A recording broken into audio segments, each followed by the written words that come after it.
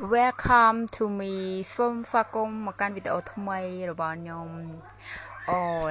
និយាយទៅរវល់ខ្លាំងមែនតើដោយសារយើងរៀបផងយើងត្រូវគិតវាយចេញផងអញ្ចឹងណាហើយគឺអរគុណបងប្អូនទាំងអស់គ្នាពិតមែនថ្ងៃនេះគឺខ្ញុំចេញទៅ100 គីឡូទៅខាងប៉ោយប៉ែតបន្ទាយមានជ័យព្រៃវែងអរគុណបងប្អូនទាំងអស់គ្នាខ្លាំងមែនតើហើយម្នាក់លោករៀបអីវ៉ាន់បដាគឺញ៉ាំបដាគឺអត់ឲ្យខាតទេគ្រូវិទ្យានងខ្លាំងពេកអញ្ចឹងយើងញ៉ាំសិនញ៉ាំបដាចុចអំបិលបដា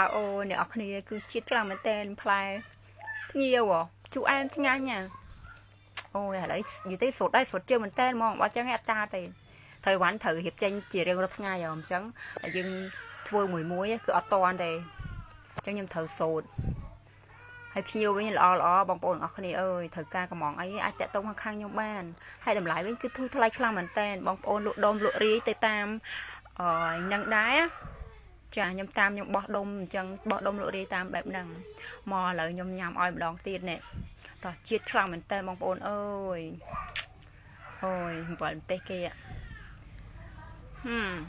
មកចកោមិនតាំងចកោហ្មងអ្នកនរគ្នាអើយកុំចេញទឹកមាត់ណាឃើញខ្ញុំញ៉ាំអញ្ចឹងកុំហេទឹកមាត់អី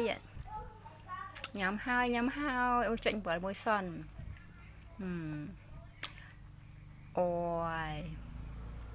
ឆ្ងាញ់ហ៎ជូរអែមឆ្ងាញ់ហ៎មួយទៀតហ្នឹងហើយជូរអែមខ្លាំងមែនតើឆ្ងាញ់មែនតើហ្មងអ្នកនរគ្នាជូរអែមឆ្ងាញ់ហ៎វាអត់ជូរខ្លាំងពេកតែគឺជូរអែមលក្ខណៈជូរអែមតិចមកវាឆ្ងាញ់ណាហើយឃើញផ្លែល្អអ្នកនរគ្នាគឺបេះពីដើមថ្មីស្រស់តែម្ដងសូមញ៉ាំម្ដងទៀតហើយកុំឲ្យខាតពួកបានរបស់ល្អថ្មីញ៉ាំគឺអត់ឲ្យរំលងទេគឺធ្វើតែញ៉ាំហើយយើងកម្រមានរបស់ធម្មជាតិញ៉ាំតបតអញ្ចឹងគឺយើងដាំខ្លួនឯងហើយយើងញ៉ាំខ្លួនឯងទៀតគឺល្អដល់ខ្ញុំញ៉ាំបឺម្ដងមួយថ្ងៃហ្នឹងគឺញ៉ាំ 3-4 មុខចូលគ្នាហើយអត់ខ្លាចអីទេសារអីខ្ញុំញ៉ាំប្រហែលមុខចូលគ្នាក៏មិនអត់អីដែរផ្លែឈើគឺកុំតែពោះវៀនយើងទៅល្អវាញ៉ាំរបស់ធម្មជាតិហើយមានសាច់បឺវិញអ្នកនរគ្នាខ្ញុំប្រាប់ថាលមួតហើយអត់សូវមានគ្រាប់ទេពេលខ្ញុំញ៉ាំជារៀងរាល់ថ្ងៃគឺខ្ញុំញ៉ាំភាគច្រើនគឺញ៉ាំបឺចានេះសាច់វិញឡើងលមួតឡើងលឿងតែម្ដងឆ្ងាញ់ហើយខ្ញុំញ៉ាំគឺអត់ខ្ញុំចិត្តប្រើអីគឺខ្ញុំញ៉ាំសុទ្ធតែម្ដងចិត្តតែសបកវាចេញទៅឆ្កឹះខាងខ្មៅនឹងចេញតិចទៅដោយសារយើងធម្មតាតាទុំវាសបកវាពីខាងក្នុងគ្រាប់វាខ្មៅហើយអញ្ចឹងយើងត្រូវតែឆ្កឹះវាចេញឲ្យស្អាតទៅយើងញ៉ាំទៅគឺវាផ្ដល់អត្ថប្រយោជន៍ជាច្រើនដល់សរីរាង្គរបស់យើងមិនថាស្បែកមិនថាសម្រស់ហើយគឺទៅបេះតែម្ដងអ្នកនរគ្នាចាឆ្ងាញ់ឡើងផ្អែមឡើងមួតតែម្ដងអ្នកនរគ្នាចា